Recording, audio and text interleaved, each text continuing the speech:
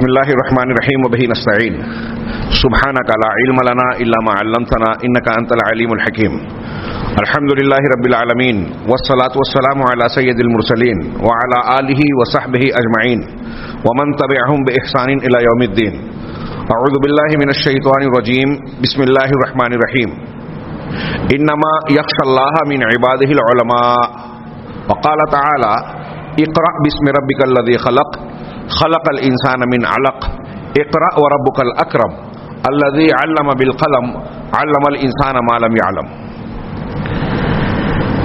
میرے رفیق محترم شیخ منصور الدین مدنی حفظہ اللہ، شیخ عبدالرشید عمری حافظ التواب محمدی، شیخ عطاء الرحمان صاحب عمری حفظہم اللہ،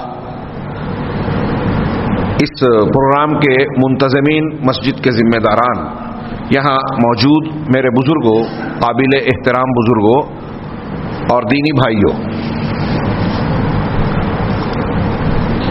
مجھے جس عنوان پر گفتگو کا حکم دیا گیا ہے، علم کی اہمیت اور عمل کی ضرورت، نہایت اہم اور ضروری عنوان. علم کی اہمیت کے تعلق سے علامہ ابن قیم رحمہ اللہ کی ایک عبارت کے کچھ جملے مجھے یاد آ رہے ہیں. وہ فرماتے ہیں کہ علم ہادی ہے، ہدایت دینے والا، رہنما. علم رہنما ہے. انبیاء کرام علیہم الصلاۃ والسلام کا ترکہ اور ان کی چھوڑی ہوئی میراث، اور جو لوگ اس علم کو حاصل کرتے ہیں یہ انبیاء کرام علیہم الصلاۃ والسلام کے وارث اور ان کے رشتہ دار ہیں علمی رشتے سے. یہ علم دل کا سرور، آنکھوں کا نور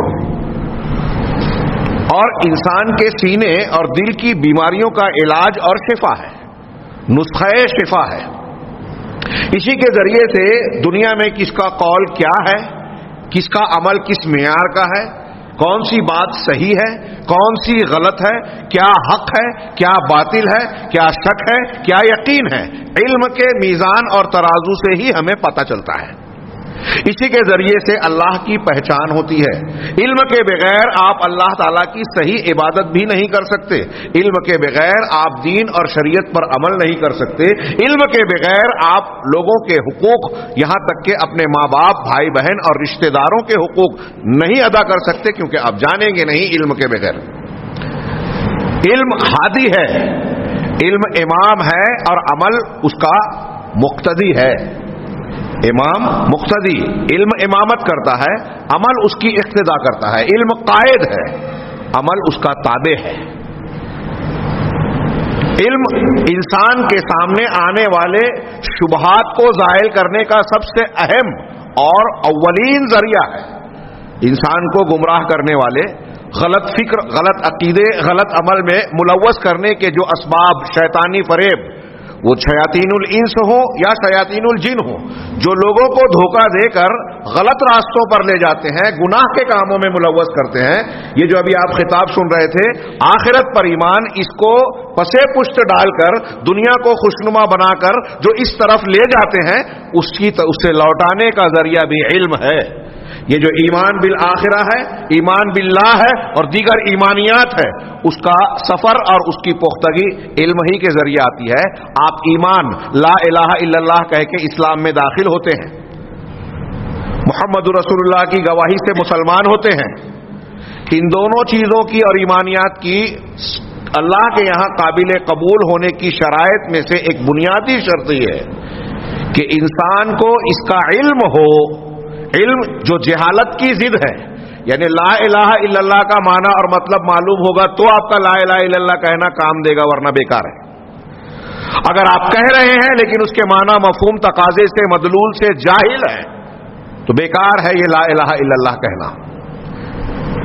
علم کے اتنی فضیلتیں ہیں، اور عام طور سے دنیا کے اکثر و بیشتر علوم، یا ہم یوں کہیں کہ جو علم انسان کے لیے اور انسانیت کے لیے مفید ہے، اس کی زندگی کو آسان بنانے والے، اس کی رہنمائی کرنے والے ہیں، وہ سارے علوم اہمیت کے حامل ہیں، انتہائی فضیلت کے ہیں.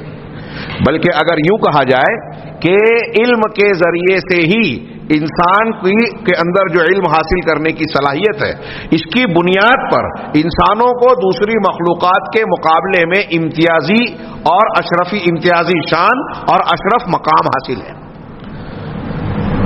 قرآن کا ارشاد ہے سورہ احزاب کے آخر میں اللہ تبارک و تعالیٰ فرماتا ہے اِنَّا عَرَضْنَا الْأَمَانَةَ عَلَى السَّمَاوَاتِ وَالْأَرْضِ وَالْجِبَالِ، ہم نے امانت کو، شریعت کے احکام و مسائل کو کہیے، امانت کا کئی معنی لوگوں نے کیا، قرآن کہیے، شریعت کہیے، یا اوامر و نواہی جو اللہ نے حکم دیا ہے کہ ایسا کرو اور ایسا نہ کرو، ہم نے اس امانت کو پیش کیا آسمانوں پر، زمین پر اور پہاڑوں پر، فَأَبَيْنَ أَن يَحْمِلْنَهَا وَأَشْفَقْنَ مِنْهَا، سارے کے سارے لوگوں نے اسے اٹھانے سے انکار کر دیا، منع کر دیا کہ نہیں ہم نہیں اٹھا سکتے، ہمارے اندر اس کی صلاحیت، ایبیلٹی ہے ہی نہیں۔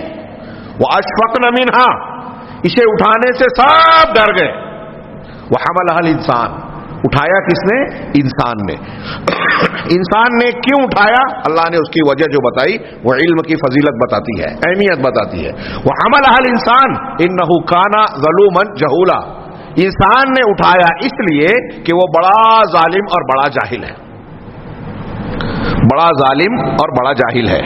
تفصیل میں نہ جاتے ہوئے اسے سمجھانے کے لیے کہ ظالم اور جاہل کیوں کہا اللہ تبارک و تعالیٰ نے، یعنی انسان کے اندر یہ دو صلاحیتیں موجود ہیں، وہ ظالم بھی ہوتا ہے اور جاہل بھی ہوتا ہے۔ ظالم ہم اسے کہیں گے جس کے اندر انصاف کرنے کی صلاحیت ہو، انصاف کر سکتا ہے لیکن نہیں کرتا تو ظالم ہے۔ ہاں، جاہل اسے کہیں گے جس کے اندر علم حاصل کرنے کی صلاحیت ہو، علم حاصل کرنے کی صلاحیت ہو لیکن اگر وہ حاصل نہیں کرتا تو جاہل رہتا ہے۔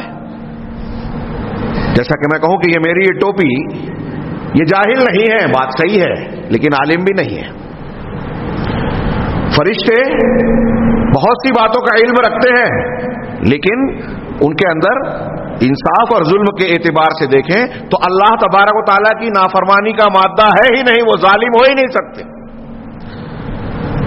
وہ انصاف کرتے ہیں، اللہ تعالیٰ کی فرما برداری اور عبادت میں مسلسل مصروف رہتے ہیں، وہ ظلم نہیں کر سکتے، ظلم کا مادہ ان کے یہاں ہے ہی نہیں۔ لہذا وہ شریعت کے مکلف بن کر اسلام کو کی اس امانت کو اٹھا کر اللہ کے امتحان دینے کے لیے اللہ کے مقصود کے دائرے میں آتے ہی نہیں ہیں۔ اس دائرے میں معیار پر پورا اترنے والا کائنات میں صرف انسان ہے اور جنات، باقی ساری مخلوق ان دونوں صلاحیتوں سے محروم ہے۔ کوئی ایسی نہیں ہے جس کو ظلوم اور جہول کہا جائے، یہ انسان ہی ہے جو ظالم ہے اس لیے کہ انصاف کر سکتا ہے، یہ جاہل ہے اس لیے کہ علم حاصل کر سکتا ہے۔ علم حاصل کرنے کی، انصاف کرنے کی صلاحیت انسانوں میں ہے، اس لیے شریعت اور قرآن انسان کو دیا گیا، پہاڑوں کو نہیں دیا گیا، آسمانوں کو دیا گیا، زمینوں کو دیا گیا، پہاڑوں کو دیا گیا، سب نے انکار کیا، اٹھایا انسان نے اس لیے کہ انسان کے اندر ظالم انصاف کرنا اور علم اور جاہل ہونے کی صلاحیت ہے، دوسروں میں نہیں۔ علم کی یہ فضیلت ہے، اس سے یہ پتہ چلا کہ علم کی صلاحیت ہونا اور عالم یا علم کی بہت اہمیت ہے۔ یہ وہ صفت، خصوصیت اور استعداد ہے جو انسان کو دوسری تمام مخلوقات سے زیادہ اوپر لے جاتا ہے، اور پوری کائنات کو اللہ تعالیٰ نے اس انسان کا تابع بنایا۔ قرآن میں متعدد مقامات پر میں سخر اللہ کیا ہے، اللہ تبارک و تعالیٰ نے آسمان کو، چاند ستاروں کو تمہارے تابع بنا دیا۔ وسخر الشمس والقمر، وسخر لکم ما فی الارض جمیعا، زمین کی ساری چیزوں کو انسان کا تابع بنا دیا۔ انسان اس کائنات کے تمام موجودات کی بارات کا دولہا ہے، ساری چیزیں اس کی خدمت کر رہی ہیں، انسان ان کو کام میں لے رہا ہے۔ اللہ کہہ رہا ہے کہ انسان کے لیے تابع بنا دیا، خادم بنا دیا۔ تو انسان جوہری وجود ہے، اس کائنات کے خلق کا، پیدا کرنے کا مقصد انسان سے جڑا ہوا ہے، اور وہ کیا ہے ہم بارہا سنتے ہیں، وَمَا خَلَقْتُ الْجِنَّ وَالْإِنسَ إِلَّا لِيَعْبُدُونَ، جن و انس کو میں نے صرف اس لیے پیدا کیا کہ وہ صرف میری عبادت کریں۔ چونکہ یہ امتحان والی بات ہے اور سیاق و سباق بتاتا ہے، اور دوسرے مقامات پر بھی یہ کہا گا لِيَبْلُوَكُمْ أَيُّكُمْ أَحْسَنُ عَمَلًا، لہذا معلوم یہ ہوتا ہے کہ اللہ کی عبادت کے مقابلے میں دوسری بہت ساری عبادتیں ہیں، ہوگی دنیا کے اندر، انسان سے امتحانی مطلوب یہ ہے کہ آپ کا صحیح جواب یہ ہوگا کہ آپ اللہ کی توحید کو اختیار کریں اور سارے لوگوں کی وہ حیثیت جو اللہ کو آپ دیتے ہیں اس کا انکار کریں. یہی مقصود وجود جن و انس ہے، مقصود کائنات ہے. یہی جنت اور جہنم کے دینے اور دیے جانے کا بنیادی سبب ہوگا. اسی کے لیے اللہ تعالیٰ نے انبیاء کو بھیجا، اسی کے لیے کتابوں کو اتارا. یہ بنیادی مقصد بھی حل ہوتا ہے علم کی وجہ سے. فَاعْلَمْ أَنَّهُ لَا إِلَٰهَ إِلَّا اللَّهُ. اللہ تعالیٰ نے سورہ محمد میں فرمایا یہ علم حاصل کرو. اللہ تعالیٰ نے کہا ہے یہ علم حاصل کرنا شریعت میں اجباری ہے. اجباری علم حاصل کرنا بولتے ہیں نا، ہمارے یہاں اختیاری اور اجباری سمجھتے ہیں. اجباری کو کیا بولیں گے آپ سمجھ رہے ہیں سب؟ لازمی، زبردستی ہے، کمپلشن. آپ کو اس سے مفرار نہیں ہے. ہاں ابھی میں آگے ایک بات بیان کروں گا، وہاں اور وضاحت ہو جائے گی کہ علوم بہت سارے ہیں دنیا میں. اور میں نے عرض کیا کہ ان آیتوں کی اور دلیلوں کی روشنی میں کہ جتنے علوم انسان کے لیے مفید ہیں سب کی اہمیت فضیلت ہے اپنے اپنے مقام پر. لیکن کیا سارے علوم ایک جیسے؟ بعض علم ناجائز اور حرام بھی ہیں، بعض مستحب اور مباح ہے. جیسے شعر شاعری، اچھے شعر کہنا مباح ہے، اس کو سیکھنا. ابھی ہم حمد سن رہے تھے بڑی پیاری، مباح ہے. اس میں اللہ کی تعریف ہے تو اس کو ہم مباح میں جو ہے بہتر پہلو والی بات کہیں گے. جادو ٹونا آسیب اور ٹونا ٹٹکا، علم جفر، علم رمل، ستاروں کی چال، کب کس نچھتر میں کون پیدا ہوا تو اس کی قسمت اچھی ہوگی کہ بری ہوگی، یہ علم حاصل کرنا حرام ہے. جادو سیکھنا، سکھانا، جادو کرنا کفر ہے. کفر اسلام سے باہر ہو جائے گا. تو یہ علوم کچھ ایسے ہیں جو حرام ہیں. باقی جتنے علوم ہیں سب اپنی اپنے مقام پر اہمیت اور فضیلت رکھتے ہیں. اب کس علم کی کیا اہمیت ہے؟ جس علم کی جتنی ضرورت ہے اتنا زیادہ وہ اہم ہے. اور جس علم کے حاصل کیے بغیر انسان کو چارہ نہیں ہے، مطلب لازمی ہے، جبری ہے، کمپلشن ہے، وہ علم انسان کے لیے سب سے زیادہ اہمیت کا حامل ہے. اب انجینئرنگ کا پڑھنا، علم طبابت، اس کی ضرورت ہے. اس کے سیکھنے سکھانے والے، اس کے جاننے والے، خدمات انجام دینے والے، ان کی اہمیت فضیلت ہے. اگر یہ نہ ہو تو عمارتیں نہیں بنے گی. علم طب نہ ہو، ڈاکٹر نہ ہو، طبیب نہ ہو تو علاج نہیں ہوگا. انسان کا جسم بیماریوں سے محفوظ رکھنے کے لیے تدابیر نہ کر سکے گا. لہذا بہت ضروری ہے. لیکن ان علوم سے کہیں زیادہ بڑھ کر وہ علم ہے جس کو ہم علم دین کہتے ہیں. دین کا علم تمام ادیان، تمام دنیا کے علوم میں سب سے زیادہ اہمیت کا حامل. اس کو میں کیسے کیسے بیان کروں؟ آپ کچھ حدیثیں آپ خود سنتے ہیں، یاد ہوگی. عثمان غنی رضی اللہ تعالیٰ عنہ کی صحیح بخاری کی حدیث، اللہ کے رسول کا فرمان، خیرکم من تعلم القرآن وعلمہ، تم میں سب سے بہترین انسان وہ ہے جو قرآن سیکھے اور سکھائے. وہ نہیں جو اقتدار پہ ہو، وہ نہیں جو دولت میں اعلیٰ ہو، وہ نہیں جس کے خاندان بڑے ہو، جو بہت خوبصورت ہو. بہترین انسان تم میں وہ ہے جو قرآن سیکھے اور سکھائے. اور چیزیں سیکھتا سکھاتا ہے، اس کی فضیلت ہو سکتی ہے، لیکن کسی کی فضیلت اس درجے کو نہیں پہنچے گی جو اللہ کے کلام کو، اللہ کے دین کو سیکھے اور سکھائے. سے پتہ چلا کہ قرآن کا علم، اللہ کے دین کا علم سب سے بہتر بنانے والا ہے تو سب سے بہتر علم ہے. یہ انبیاء کرام علیہ الصلوۃ والسلام کی وراثت ہے. دنیا میں تمام انسانی طبقات میں سب سے زیادہ فضیلت ہمارے عقیدے کا حصہ ہے. اور جو اسے نہیں مانے گا وہ کافر ہو جائے گا کہ دنیا کے سارے انسانوں میں سب سے زیادہ اونچے مرتبے والے لوگ انسان انبیاء کرام علیہ الصلوۃ والسلام ہیں. اور انبیاء کرام علیہ الصلوۃ والسلام کی جو میراث اور ان کا سرمایہ ہے وہ علم نبوت ہے جو اللہ تعالیٰ نے ان کو دیا. اور علم نبوت کو سیکھنے سکھانے والے علماء اسلام ہیں. اسی لیے سہل بن عبداللہ تستری بڑی شخصیت گزری ہے سلف میں. ان کا ایک قول ہے کہ من اراد النظر الى مجالس الانبیاء فلینظر الى مجالس العلماء. جو چاہتا ہے کہ انبیاء کرام کی مجلس کو دیکھے تو وہ علماء کی مجلس کی طرف دیکھے. کیوں؟ اس لیے کہ علماء کرام انبیاء کرام کے علم کے وارث ہیں. اور انبیاء کرام علیہ الصلوۃ والسلام کا جو علم تھا اسے سیکھنے سکھانے، اس پر گفتگو کرنے والے گویا انبیاء کرام علیہ الصلوۃ والسلام کی نبوت کے خلیفہ ہیں اور ان نبوت کے خلفاء کی یہ مجلسیں ہیں. وہ علماء نہیں جو دنیا داری کی باتیں کرے، کاروبار میں لگ جائیں اور دوسری باتیں کرے. وہ علماء جو علماء ربانیین ہیں، اہل حق ہیں، ان کی بات جو یہ مجلس ہے. الحمدللہ ابھی ہم نے کتنا پیارا خطاب سنا، کیسے علماء کی باتیں سن رہے ہیں قرآن و حدیث پر مشتمل. یہ مجلسیں علماء انبیاء کرام علیہ الصلوۃ والسلام کی مجالس کا عکس ہے، نمونہ ہے. تو میں یہ عرض کر رہا تھا کہ علم دین تمام ادیان میں سب سے زیادہ لازمی، اور یہ علم دین اس کا کچھ حصہ ایسا ہے، ہم میں کا ہر شخص یہاں جو بیٹھا ہوا ہے وہ عالم نہیں بن سکتا، ڈگری یافتہ سند ہولڈر نہیں بن سکتا، لیکن ہم نے حدیث بار بار سنی پڑھی ہے. اللہ کے نبی جناب محمد رسول اللہ صلی اللہ علیہ وسلم کا فرمان ایک کیا ہے، طلب العلم فریضۃ علی کل مسلم. علم کا طلب کرنا، سیکھنا، حاصل کرنا ہر مسلمان پر فرض ہے. تو کیا ہر مسلمان مدرسے میں داخلہ لے کے ڈگری لے، سند لے، عالمیت کی فضیلت کی؟ نہیں. اس کی تشریح میں اہل علم نے کہا کہ چونکہ علم جو ہے وہ پوری شریعت کی کلید ہے. آپ لا الہ الا اللہ مانیں گے اس وقت جب علم والے ہوں گے، محمد رسول اللہ مانیں گے اس وقت جب علم والے ہوں گے.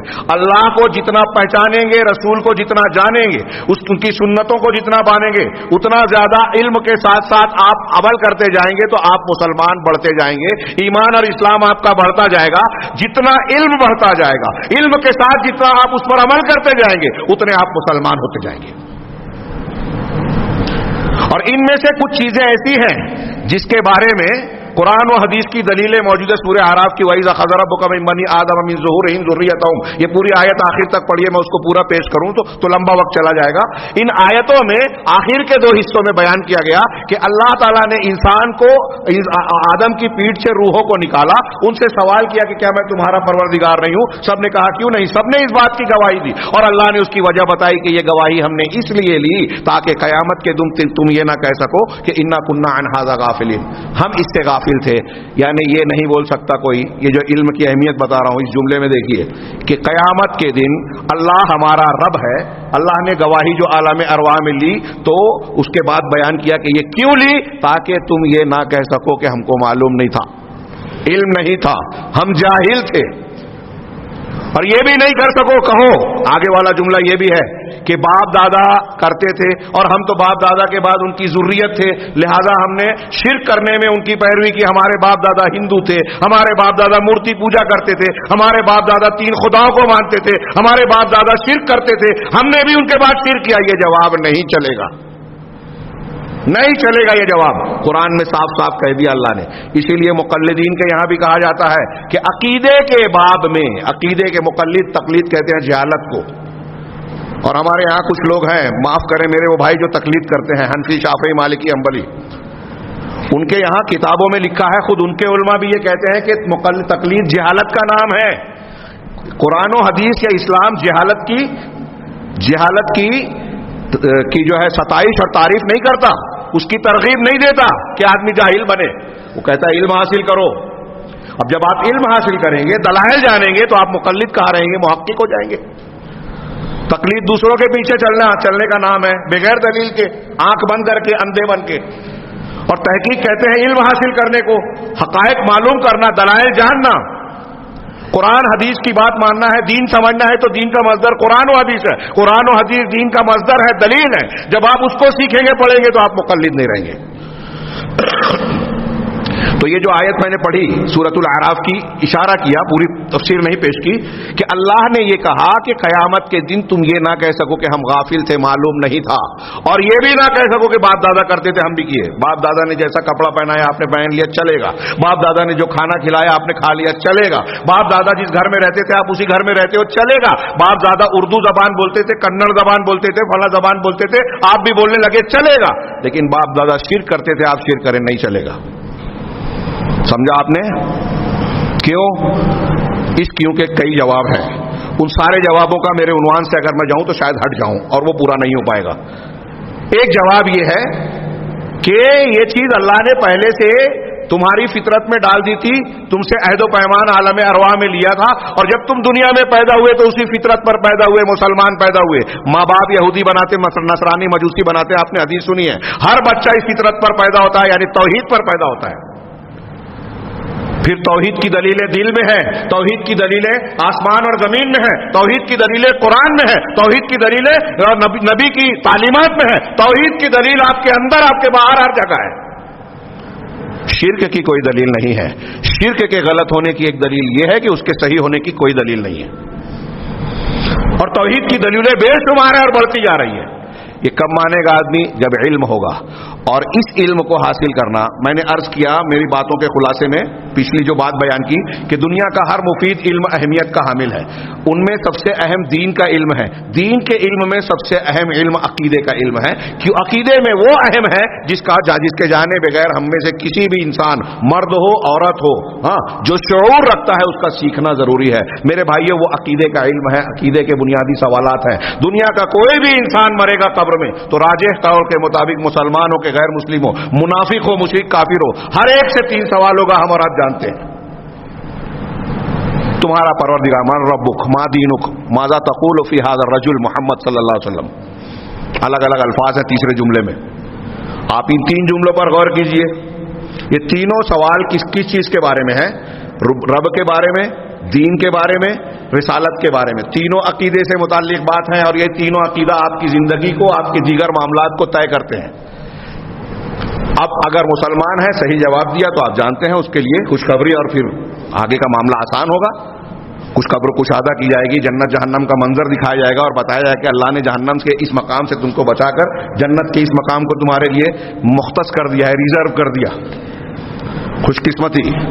اور اگر اس نے کہا نہیں معلوم، ہا لا ادری، منافق اور کافر جو جواب دے گا تینوں سوالوں کا، ہا لا ادری، ہائے میں نہیں جانتا، تو فرشتے کیا جواب دیں گے؟ منکر نکیر حدیثوں کو پڑھتے ہیں، آپ سنتے ہیں، وہ ہمارے علم کی اہمیت اور فضیلت، اور خاص طور سے عقیدے کے علم کی اہمیت اور فضیلت اور ضرورت کو بیان کر رہے ہیں۔ فرشتے منکر نکیر جو ہا لا ادری کہے گا نا، تو وہ آگے کیا ایک جملہ اور بھی ہے، سمعت الناس یقولون شیئا فقلت، میں نے لوگوں کو ایک بات کہتے سنی تو میں نے بھی وہی بات کہی۔ وہ جواب جو دے گا نہیں جانتا تو کیا کہے گا؟ لوگ کہتے تھے، ہمارے یہاں بہت سے لوگ ہیں نا، آپ کیوں یہ کام کرتے ہیں؟ ارے اتنے سارے لوگ کرتے ہیں تو غلط ہے کیا؟ میں سوال کرتا ہوں کہ 10 لوگوں کو آپ اکٹھا کرو جو تقلید کرتے ہیں، ایک سے پوچھو آپ کیوں یہ کام کرتے تو بولتے وہ 9 کرتے اس لیے کر رہا ہوں، ٹھیک ہے۔ دوسرے سے پوچھیے تو بولتا یہ 9 کرتے اس لیے کر رہا ہوں۔ تیسرے سے پوچھیے، 10 یہ بول رہے کہ یہ 9 کرتے اس لیے کر رہا ہوں، دلیل کسی کے پاس نہیں۔ آج بہت سارے معاملات ایسے ہی چل رہے ہیں، یہ دلیل ہے؟ میں سوچتا ہوں یہ باپ دادا کی بات جو تھی، ابھی میں نے بتایا کہ لباس میں، کپڑے میں چل جائے گا، اس میں نہیں مانتے، نئی نسل بولتی ہے ابا کے دور کا زمانہ الگ ہے، آج کا فیشن الگ ہے۔ ہاں، اچھے بھلے کپڑے کو کاٹ دیا جائے فیشن، گھٹنے پہ پھٹا ہوا ہے، ہاتھ میں کٹا ہوا ہے، کسی نے دیکھ کر جو ہے وہ اس کو پیسہ بھیک میں دے دیا کہ پھٹا کپڑا پہنا ہے، بیچارہ غریب آدمی ہے، بھکاری ہے۔ بولا نہیں، کائے کو دیا؟ بولے فیشن ہے یہ۔ اور بولے یار یہ کوئی فیشن ہے؟ کہا ابا کے زمانے کا الگ ہے، ہیئر اسٹائل وہ الگ رکھتے تھے، یہ الگ رکھتے تھے، یہ الگ رکھتے ہیں۔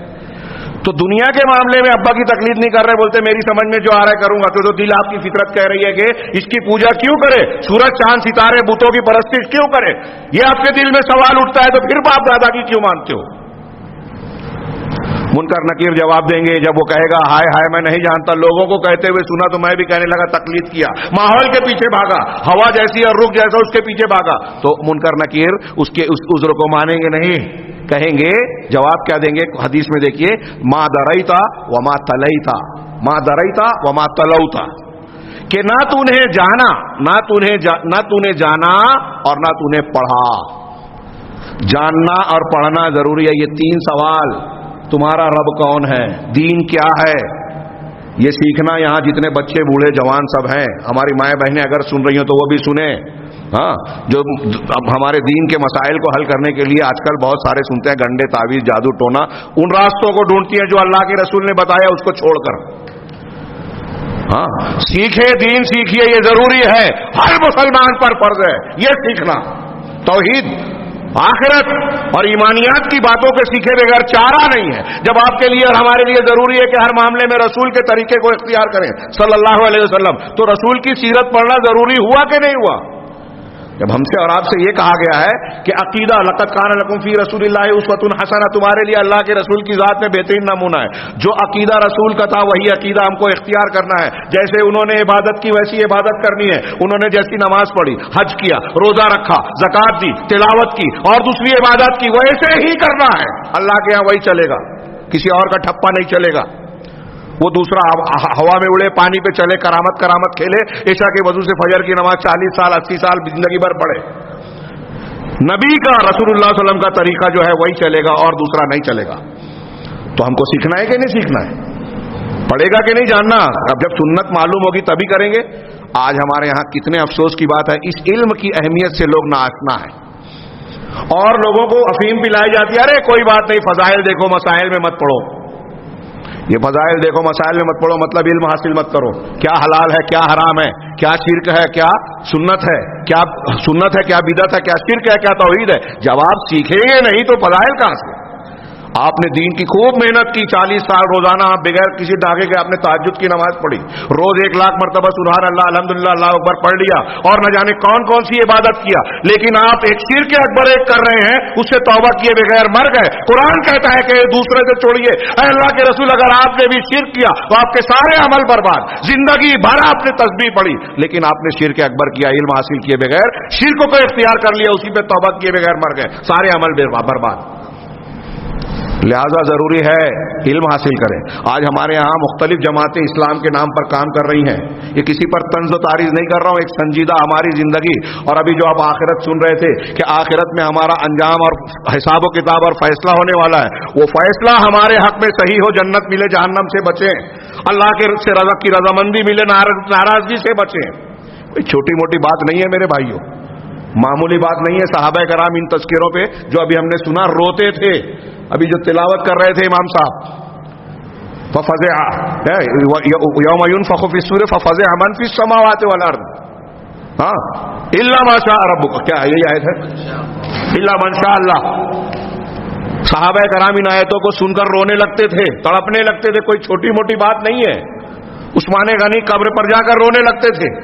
ابھی جو ہم نے خطاب سنا مختصر ہی صحیح، عبرت انگیز ہے. نبی کریم صلی اللہ علیہ وسلم قبر کے عذاب کا تذکرہ کر کے صحیح مسلم کی ایک حدیث میں ایک جملہ بیچ کا سناتا ہوں اور آگے بڑھتا ہوں. وہ کہتے ہیں کہ اگر تم جان جاؤ، لولا اللہ تدافنوا لا دعوت اللہ ان یسمعکم من عذاب القبر ما اسمعوا. اگر ایسا نہ ہوتا کہ تم اپنے مردوں کو زمین میں دفن کرنا چھوڑ دو گے تو میں اللہ سے دعا کرتا کہ عذاب قبر کی وہ آواز اور چیخیں تم کو سنا دے جو میں سنتا ہوں. اگر ہم سن لیں ان آوازوں کو تو مردوں کو دفن کرنا چھوڑ دیں. ایک روایت میں فرمایا کہ اگر جو میں نے اب جانتا ہوں تم جان جاؤ، علم حاصل ہو جائے آخرت کا، جہنم کا حقیقی علم حاصل ہو جائے تو بہت کم ہنسو گے، روتے رہو گے. بیویوں سے ملنا چھوڑ دو گے، ایک روایت میں ہے، منکر ہے، لیکن کہا کہ تم اپنے گھروں سے نکل کر میدان میں اللہ کے جناب میں گڑ گڑاتے رہو گے، روتے رہو گے اور اللہ سے اپنے گناہوں کی معافیاں مانگتے رہو گے. اگر علم ہو جائے، اس سے پتہ چلا کہ اگر علم صحیح ہوگا تو ہم اللہ کے جتنا زیادہ علم ہوگا اتنا زیادہ اللہ کے نیک بندے بنیں گے، گناہوں سے بچنے والے، ہو جانے پر توبہ کرنے والے بنیں گے.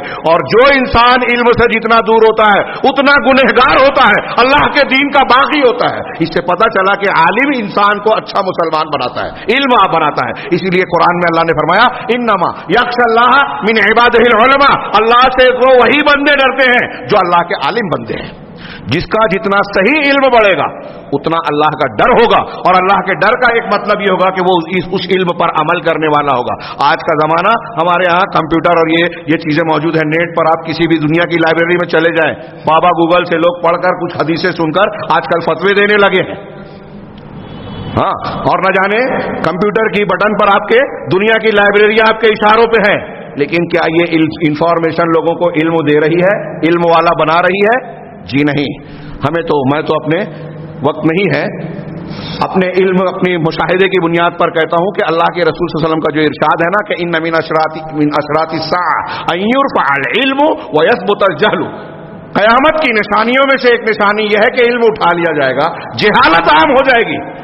اور آگے جو جملے ہیں زنا عام ہوگا, یہ ہوگا, وہ سب علم کے ختم ہونے اور جہالت کے پھیلنے سے. شرک آئے گا, زنا آئے گا, بدکاری آئے گی, حرام خوری آئے گی, ایک دوسرے سے آپ کی امانتوں میں خیانت آئے گی. جتنے گناہ ہیں اس کی جڑ میں علم, جہالت اور ظلم ہے. اور گناہوں سے صاف کرنا ہے تو یہ دو چیزیں لائیے, علم اور انصاف. ظلومن جہولا کی تفسیر دیکھیے. تو علم اٹھایا جا رہا ہے, جہالت عام ہو رہی ہے. ڈگری علم نہیں ہے, انفارمیشن علم نہیں ہے. علم وہ ہے جس کو علم نافع کہا جاتا ہے. وہ علم جو پہلی وحی میں اللہ نے کہا, صرف پڑھیے نہیں کہا رب العالمین نے رسول اللہ صلی اللہ علیہ وسلم سے, اقرأ بسم ربک کہا, پڑھیے اپنے پروردگار کے نام سے. علم کی اہمیت میں آپ علماء سے سنتے رہتے ہیں کہ اللہ تعالیٰ نے پہلی وحی یہ اتاری. پہلی وحی میں یہ نہیں کہا کہ صرف اللہ کی عبادت کرو, نماز پڑھو, روزہ رکھو, حج کرو. پہلی وحی میں کہا کہ علم حاصل کرو. امام بخاری نے علم کے ساتھ کیا ہے باب بادہ عنوان قائم کیا کہ قول و عمل سے پہلے علم ہوتا ہے. اور یہ سورہ محمد کی آیت جو میں نے ابھی پڑھی تھی, فَاعْلَمْ أَنَّهُ لَا إِلَٰهَ إِلَّا اللَّهُ, یہ آیت پیش کی اور بتایا کہ لا الہ الا اللہ کہنا بھی ہے تو پہلے آپ کے پاس علم ہونا چاہیے. علم کلید ہے. اقرأ بسم ربک الذی خلق. اسی لیے امام بخاری نے اپنی صحیح بخاری لکھی تو سب سے پہلے کتاب الوحی رکھا. اور کیوں رکھا؟ علماء نے اس کی توضیحات کرتے ہوئے بیان کیا کہ علم وحی سے ہم کو پورا دین ملا ہے. آپ ایمان اختیار کریں, صحیح ایمان کہاں سے ملے گا؟ وحی کے علم سے. آپ نماز پڑھنا چاہتے ہیں, صحیح نماز کہاں سے ملے گی؟ وحی کے علم سے.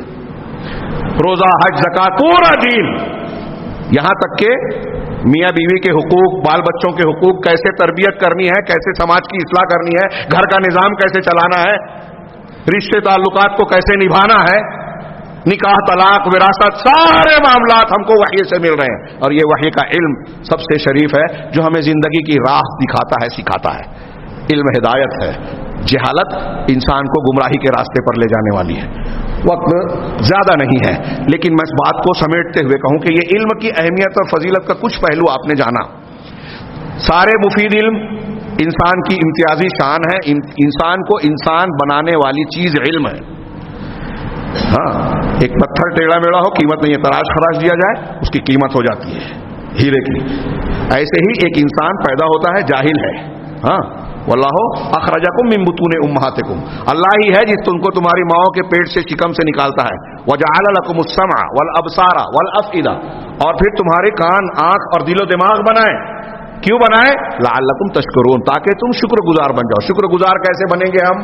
جب کان کا صحیح استعمال کریں گے, آنکھ کا صحیح استعمال کریں گے, دل و دماغ کا صحیح استعمال کریں گے. انسان جو کچھ سیکھتا ہے اس کا 90% کان سے سن کر, آنکھ سے دیکھ کر, 10% اور آنکھ اور زبان سے کچھ چیزیں سیکھتا ہے. ہاں, پڑھ کر اور یہ کر کے. زیادہ تر بچہ بغیر کوئی کتاب سیکھے ہوئے مادری زبان, مدر ٹنگ سیکھتا ہے نا, سب سن کے سیکھتا ہے, سن کر, زبان کی حرکت کو دیکھ کر. تو یہ کان, آنکھ, دل و دماغ کا انسان اگر صحیح استعمال کرے گا تو اللہ کا شکر گزار بندہ بنے گا. بچہ پیدا ہوتا ہے تو علم نہیں ہوتا. قرآن کہہ رہا ہے, کوئی بڑے پیر صاحب ہو, بابا ہو, کوئی بھی بڑے سے بڑے پیر ہو, کوئی پیدا ہوتے وقت قرآن کا حافظ نہیں تھا, 3-4 پارہ کا حافظ. ہمیں بہت بتاتے ہیں نا ہمارے یہاں بزرگ پرست, قبر پرست لوگ, فلاں بابا پیدا ہوئے تھے تو ان کی والدہ کو 15 پارہ یاد تھا, حفظ تھا, تو بچے کو بھی 15 پارہ کے حافظ پڑھ کے پیدا ہوئے. فلاں پیدا ہوتے ہی حافظ ہو گئے تھے. قرآن کے خلاف ہے یہ بات. خیر, تو بہرحال میں یہ عرض کر رہا تھا کہ علم جیسے جیسے انسان حاصل کرے گا وہ اس ویسے درجہ اور اونچے درجے پر فائز ہوتا جاتا ہے. لیکن میں نے عرض کیا کہ ان علوم میں اہم سے اہم درجہ کس علم کا ہے؟ تو علم دین کا, علم شریعت کا. اور ان علوم کا جو حاصل کرنے کا طریقہ ہے, اس کی اہمیت کا اندازہ اس سے لگائیے کہ اللہ تبارک و تعالیٰ نے اس کا اہتمام کیا.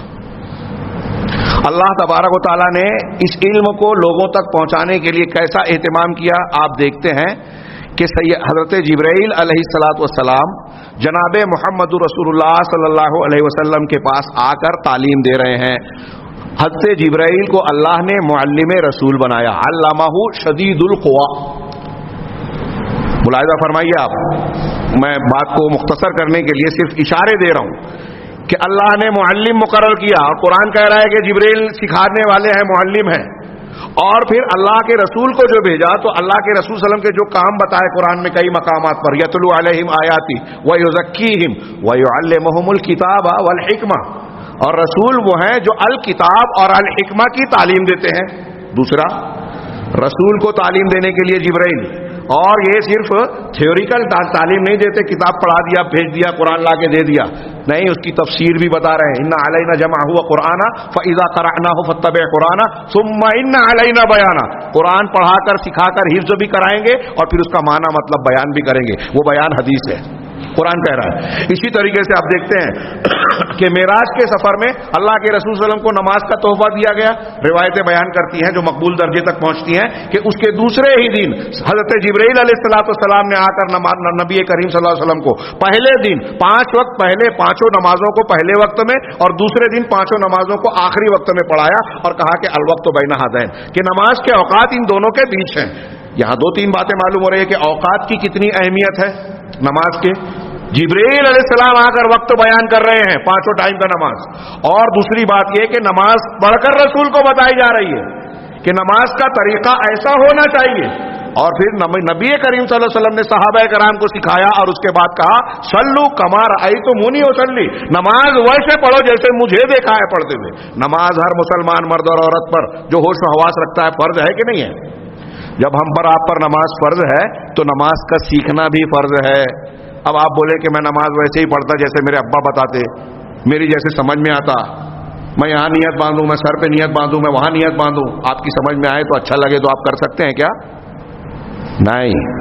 من عمل عبادات کے معاملے میں یہ اصول ہے اہل سنت والجماعت کے یہاں قرآن و حدیث کی بنیاد پر. سارے مسلک کے لوگ مانتے ہیں عمل چاہے کرے نہ کرے، علمی طور سے مانتے ہیں کہ عبادات میں عقیدے میں وہی چیز مانی جائے گی جو قرآن و حدیث سے ثابت ہے، اس سے ہٹ گئے تو بدعت. من عمل عملا لیس علیہ امرنا فہو رد.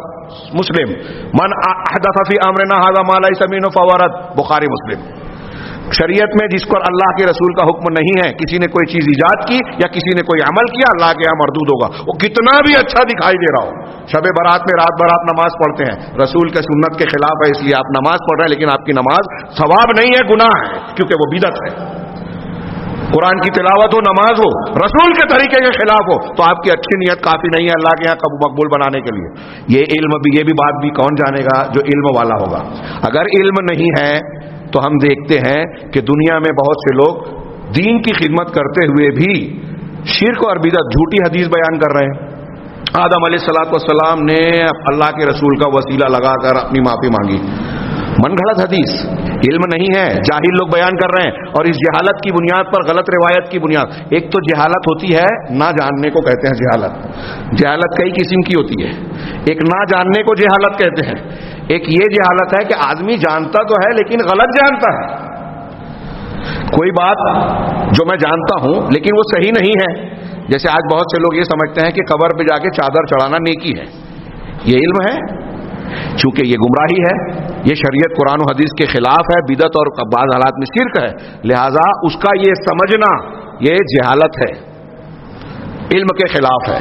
اسی لیے قاضی ابو یوسف امام شافعی وغیرہ سے منقول ہے کہ جو علم کلام کو سیکھتا ہے، فلسفہ اور منطق کو، تو سیکھنے والا جاہل ہے اور جو نہیں سیکھتا وہ عالم ہے. کیوں؟ علماء نے اس کی تشریح کی، اس لیے کہ فلسفہ منطق کے ذریعے اللہ کو، شریعت کو، غیب کی باتوں کو عقل سے سمجھنے کی جو لوگ کوشش کرتے ہیں وہ گمراہیوں کا شکار ہو جاتے ہیں، غلط باتوں میں پڑ جاتے ہیں. تو چونکہ ان کا جاننا غلط باتوں کا جاننا ہے، اس لیے ان کا جاننا جہالت ہے اور اس بات کا نہ جاننا علم ہے، کیونکہ اس کو نہیں جاننے والا صحیح ہوگا. تو اچھی طرح سمجھیں، ہمارے ہاں جاہل ہر قسم کے ہیں. اب کتنے فرقے ہیں، شاید آگے مجھے وقت نہ ملے یا بات رہ جائے، کتنے فرقے ہیں دین اور اسلام کے نام پر کئی چیزیں بیان کرتے ہیں، کچھ عقائد بیان کرتے ہیں، کچھ عبادات بیان کرتے ہیں، کچھ معاملات کے سلسلے میں کوئی ایک دوسرے سے دشمنی کرتا ہے، ایک دوسرے کے خلاف فتوے. ابھی ہماری جو فرقہ ناجیہ سے متعلق کل کا جو خطاب ہوا مسجد فاطمہ میں، اسے آپ سنیں. مطلب میں اس لیے نہیں کہہ رہا ہوں سننے کے لیے کہ وہ میرا خطاب ہے، اس لیے کہہ رہا ہوں کہ ان باتوں کو بیان کرنے کا میرے پاس وقت نہیں ہے. آج بہت بڑے مسلمانوں کے طبقات ایسے ہیں جو اہل بدعت کو امام، مجدد، بزرگ اور ان کے طریقے کو دین سمجھ رہے ہیں، وقت لگاتے ہیں، پیسہ خرچ کرتے ہیں، محنت کرتے ہیں، لیکن کس چیز کے لیے؟ ان چیزوں کے لیے جو قرآن و حدیث کے خلاف ہے، بدعت ہے۔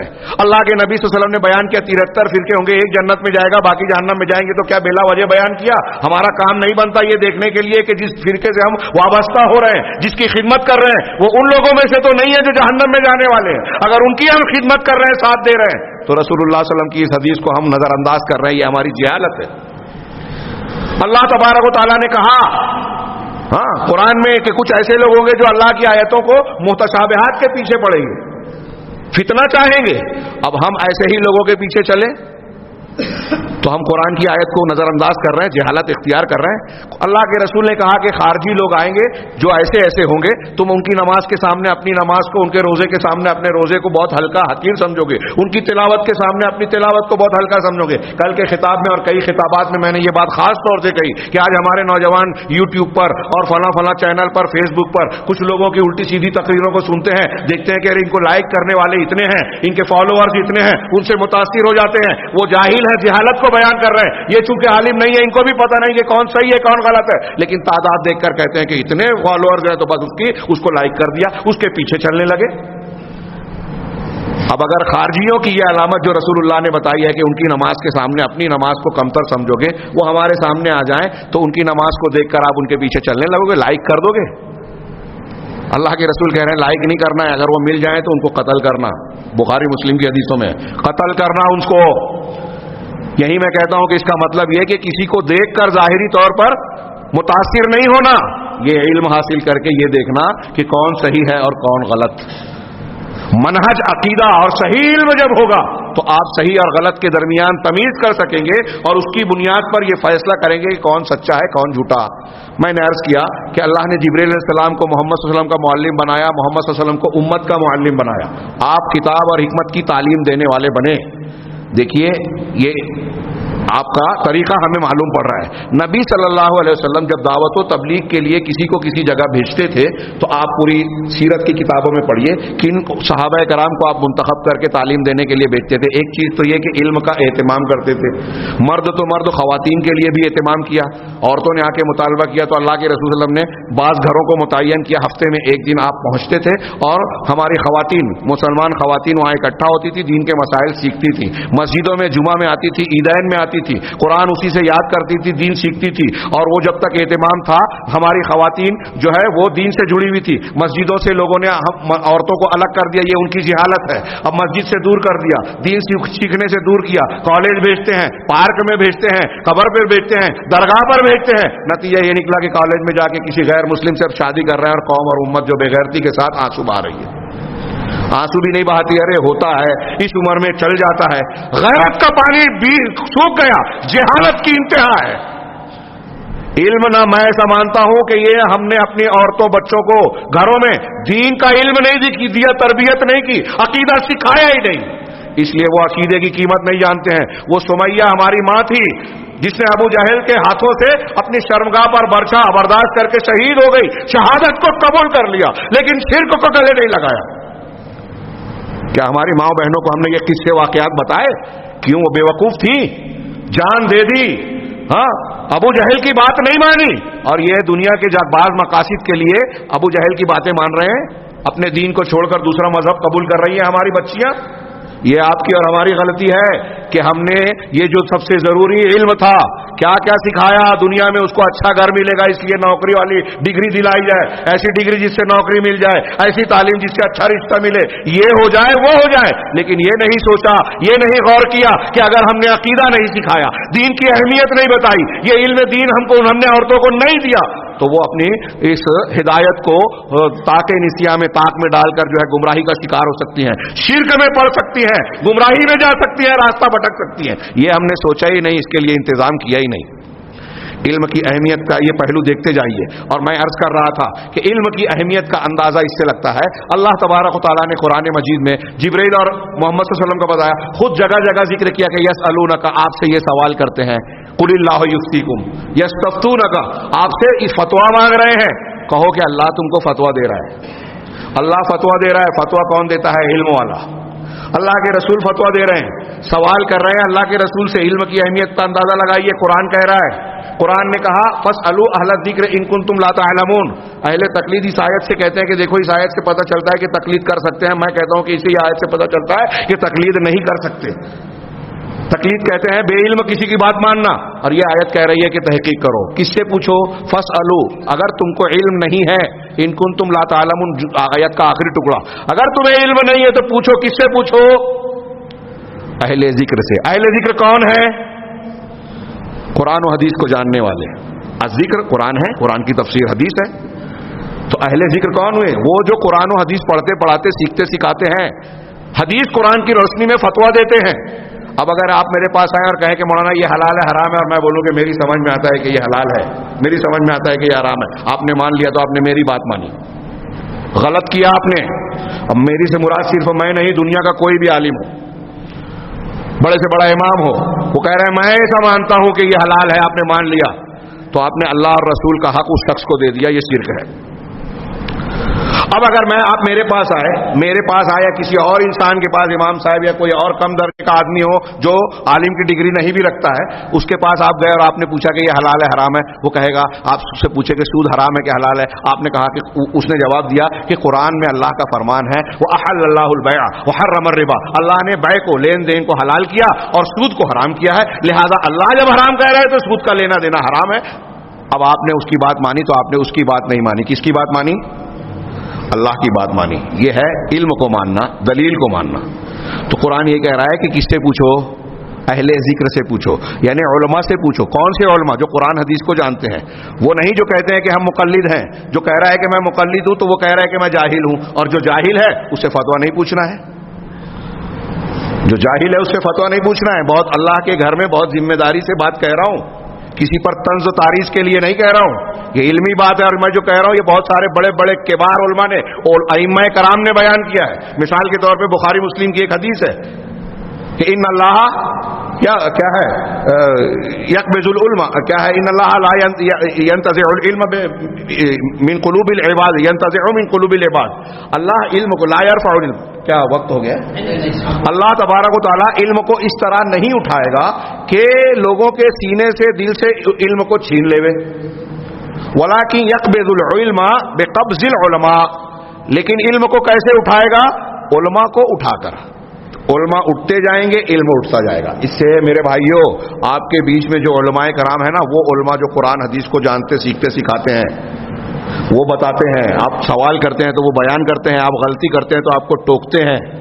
ایسے علماء کو نعمت جانو, نعمت بہت بڑی نعمت ہے. آپ اپنے کرناٹک میں دیکھیے, شہر کے آس پاس ان قریوں بستیوں میں دیہاتوں میں جہاں علماء نہیں ہیں, وہاں کیسی مصیبت ہوتی ہے. وہ کیسی کیسی جہالت میں فلمیں دیکھ کر غیر مسلموں سے متاثر ہو کر, ماحول سے متاثر ہو کر شرک کرتے ہیں, بدعت کرتے ہیں. ان کی باتوں میں آپ کو صرف تیری قسم, ابا کی قسم, اماں کی قسم. یہاں آپ عالم کے سامنے بولو گے, فوراً بولے گا کہ یہ دیکھو اللہ کے علاوہ کسی کی قسم کھانا شرک ہے, فوراً ٹوکے گا, اصلاح کرے گا. تو عالم کا وجود سماج اور معاشرے میں بہت بڑی نعمت ہے. میں ایسے ہی نہیں کہہ رہا ہوں, قرآن حدیث میں کتابیں لکھی ہے علماء نے. ہاں, علم اور علماء کی اہمیت بتاتے ہوئے علامہ ابن قیم کہتے ہیں کہ قرآن نے کہا شہد اللہ انہ لا الہ الا ہو, ہاں, والملائکۃ واولو العلم قائما بالقسط, اللہ نے اس بات کی گواہی دی کہ اللہ کے سوا کوئی معبود برحق نہیں, اور فرشتوں نے گواہی دی, اور اولو العلم, علم والے علماء جو ہیں وہ بھی انصاف پر قائم ہیں. علامہ ابن قیم کہتے ہیں کہ اللہ نے پہلے اپنی گواہی کا ذکر کیا, اپنی گواہی کے بعد فرشتوں کی گواہی کا ذکر کیا, فرشتوں کی گواہی کے بعد علماء کی گواہی کا ذکر کیا. ابن قیم رحمہ اللہ فرماتے ہیں کہ اگر کائنات میں فرشتوں کے بعد یعنی دنیا کے اندر علماء سے زیادہ کسی کی عزت اور اہمیت فضیلت ہوتی تو اللہ تعالیٰ علماء سے پہلے ان کا ذکر کرتا. یہاں علماء کا ذکر کیا, اس کا مطلب دنیا میں اہل علم کی سب سے زیادہ قدر ہے اللہ کے پاس. یہ علم کی اہمیت. تو اللہ تعالیٰ کہہ رہا ہے فَاسْأَلُوا أَهْلَ الذِّكْرِ, ہاں, علم کو اٹھا لینا, اور علماء کا اٹھنے سے علم اٹھتا جائے گا. اور جب علماء کم ہوتے جائیں گے, اسی حدیث میں بخاری مسلم کی جو میں پڑھ رہا تھا اس میں ہے حتی اذا لم یبق عالما, یہاں تک کہ جب اللہ تعالیٰ کسی عالم کو باقی نہیں چھوڑے گا, اتخذ الناس رؤوسا جہالا, لوگ جو ہے جاہل لوگوں کو اپنا سردار مانیں گے. فسئلوا, ان سے سوال کیا جائے گا یہ حلال ہے کہ حرام ہے. فافتوا بغیر علم, تو وہ بغیر علم کے فتوا دیں گے. علم کے بغیر یعنی قرآن و حدیث کو جانے بغیر. علم کی اہمیت کا اندازہ لگائیے اللہ تعالیٰ کیا کہہ رہا ہے کہ علم کے، اللہ کے رسول فرما رہے ہیں کہ علم کے بغیر وہ فتویٰ دیں گے فضلوا واضلوا، لہذا خود بھی گمراہ ہوں گے، لوگوں کو بھی گمراہ کریں گے۔ اس سے کیا پتہ چلا، اس آخری ٹکڑے سے بغیر علم کے فتویٰ نہیں دینا چاہیے۔ آج کل ہمارے یہاں بہت سارے لوگ فتویٰ دینے میں بڑی کتاب فتوے کی لے لیا۔ ابھی لوگ ہم سے سوال کرتے ہیں کہ وہ جو آج کل کچھ پروگرام چلتے ہیں بردرز کے، ہمارے کچھ ایسے کام جو دعوتی کام کرنے کا دعوتی کام کریں، تقریر کریں، کچھ جو ان کا میدان ہے اس میدان کے حساب سے۔ یہ علم والا کام، سوال جواب آپ کا کام نہیں ہے حلال حرام بتانا۔ اس میں بڑے بڑے علماء جو ہے اپنے آپ کو پیچھے ہٹاتے تھے۔ عبداللہ ابن مسعود رضی اللہ تعالیٰ عنہ علماء صحابہ میں سابقون الاولون میں سے ہیں، وہ کہتے ہیں کہ مجھ سے اگر کوئی حلال حرام پوچھتا تھا تو میرے بال رونگٹے کھڑے ہو جاتے ہیں۔ امام شعبی جو 200 صحابہ کی مجھ سے ملاقات ہے، اتنے بڑے تابعی ہیں، وہ کہتے ہیں ہمارے زمانے کا چلن حال یہ تھا کہ ایک شخص سوال پوچھنے آتا، ایک عالم سے پوچھتا سوال، وہ کہتا کہ وہ فلاں عالم مجھ سے زیادہ جاننے والا ہے اس سے پوچھو، وہ اس کے پاس جاتا، وہ کہتا وہ زیادہ علم والا ہے اس سے پوچھو، تیسرے کے پاس جاتا، گھوم پھر کے پہلے کے پاس آ جاتا۔ امام شعبی رحمہ اللہ فرماتے ہیں کہ یہ اس لیے نہیں ہوتا کہ وہ لوگ علم جانتے ہوئے دینا نہیں چاہتے تھے یا علم کو چھپانا چاہتے تھے، بلکہ وہ ڈرتے تھے کہ کہیں ہم غلط جواب نہ دے دیں، اللہ کے پاس پکڑ نہ ہو جائے۔ محمد ابن منکدر تابعی ہے، وہ کہتے ہیں کہ اگر کوئی شخص شریعت کی بات کا فتویٰ کسی کو دیتا ہے تو اچھی طرح سمجھ لے کہ وہ اللہ اور بندے کے درمیان نمائندگی کر رہا ہے۔ اگر میں کسی سے کہہ رہا ہوں کہ یہ حلال ہے حرام ہے تو اللہ کی طرف سے بول رہا ہوں نا، دین کس کا ہے؟ اللہ کا۔ اب میں اگر کسی چیز کو کہہ رہا ہوں کہ یہ حلال ہے حرام ہے تو اللہ کی طرف منسوخ کر رہا ہوں، اگر غلط کہہ رہا ہوں تو اللہ کی طرف جھوٹ باندھ رہا ہوں۔ چھوٹی موٹی بات نہیں ہے، یہ چھوٹا موٹا گناہ نہیں ہے۔ تو ہمارے صحابہ، تابعین، ائمہ کرام جواب دینے سے ڈرتے تھے۔ امام مالک رحمہ اللہ کے پاس ایک شخص بہت دور سے آیا، 24 سوالات اپنے بستی کے لوگوں کا لے کے آیا، غالباً اس میں سے 10 یا 14 کا جواب دیا، باقی کے بارے میں کہا کہ لا ادری، 14 کے بارے میں شاید کہا کہ میں نہیں جانتا، لا ادری۔ وہ کہا اتنے بڑے امام، عوام کے انداز میں اتنے بڑے آپ امام ہیں، امام مدینہ بولتے ہیں لوگ، اور ایسی چھوٹی چھوٹی باتیں، یہ مسائل کا جواب آپ کو نہیں معلوم۔ امام مالک نے کہا کہ پہلی بات تو یہ کہ شریعت کی کوئی بات چھوٹی نہیں ہے۔ اللہ تعالیٰ نے فرمایا انا سنلقی علیک قولا ثقیلا، قرآن حدیث کی جو بھی بات ہے وہ قول ثقیل ہے، بھاری بات ہے، چھوٹی موٹی بات نہیں ہے، مذاق نہیں ہے، ایک بات۔ دوسری بات یہ کہ لا ادری، نہیں جانتا، میں نہیں جانتا۔ اگر کوئی بندہ یہ جانتا ہے کہ میں نہیں جانتا تو یہ آدھا علم ہے اس کے پاس۔ آپ کو یہ معلوم ہو کہ آپ کو نہیں معلوم، یہ آدھا علم ہے۔ آج ہمارے یہاں بہت سارے جھگڑے ہوتے ہیں نا آپس میں، ابھی دو بدعتی ہیں، خرافاتی ہیں، جو اہل حق ہیں قرآن حدیث کو ان میں بھی کچھ جھگڑے رہتے ہیں۔ کیوں ہوتے ہیں جھگڑے؟ انانیت، اور اس میں سے ایک فریق کو یہ نہیں معلوم کہ اس کو معلوم نہیں ہے، نہیں معلوم، یہ معلوم نہیں ہے، چھوٹی چھوٹی باتوں پر لمبے لمبے جھگڑے ہوتے ہیں ہمارے ہاں۔ پوری دنیا کا ایک چاند، بکواس بات، صرف اہل حدیثوں میں بحث، غیر فطری بات۔ اگر مان بھی لے تو عمل نہیں ہو سکتا کہ ساری دنیا کے مسلمان اکٹھا نماز پڑھے، اس کی ہوگا؟ اگر آپ جس ٹائم پڑھ رہے ہیں تو بعض جگہوں پر رات رہی، وہ رات میں عید کی نماز پڑھیں گے؟ خیر وہ ایک الگ بحث ہے، اس پر گفتگو ہوگی۔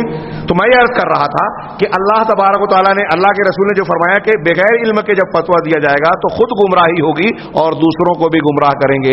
آج کل ہمارے یہاں بغیر علم کے فتویٰ دیا جا رہا ہے۔ میں اپنے ان دوستوں کو پوری عزت کے ساتھ، ان کی بے عزتی نہیں کر رہا ہوں، برادرز کہلاتے ہوں یا کچھ بھی کہلاتے ہوں، اگر وہ علم دین قرآن حدیث کا ادراک نہیں رکھتے، علوم قرآن علوم حدیث کو جانتے نہیں ہیں، فتوی کی صلاحیت نہیں ہے، تو وہ فتوی نہ دے میں، جواب دینے والے میدان سے اپنے آپ کو ہٹا لے میں۔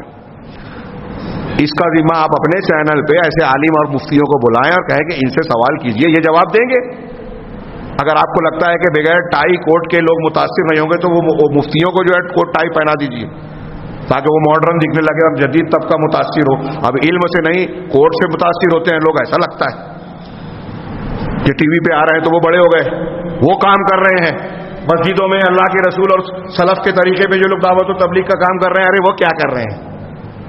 انہی کی وجہ سے یہ لوگ بھی بولنے کے لائق ہوئے ہیں، انہی علماء کی وجہ سے جو ہے آج دین توحید جو آپ کو نظر آ رہا ہے، ان مدارس اور ان علماء کے ذریعے سے اللہ تبارک و تعالیٰ نے اس دین کی حفاظت کا انتظام کیا ہے، آپ ان کی تحقیر کر رہے ہیں۔ یہ علم کے نہ سمجھنے کا نتیجہ ہے.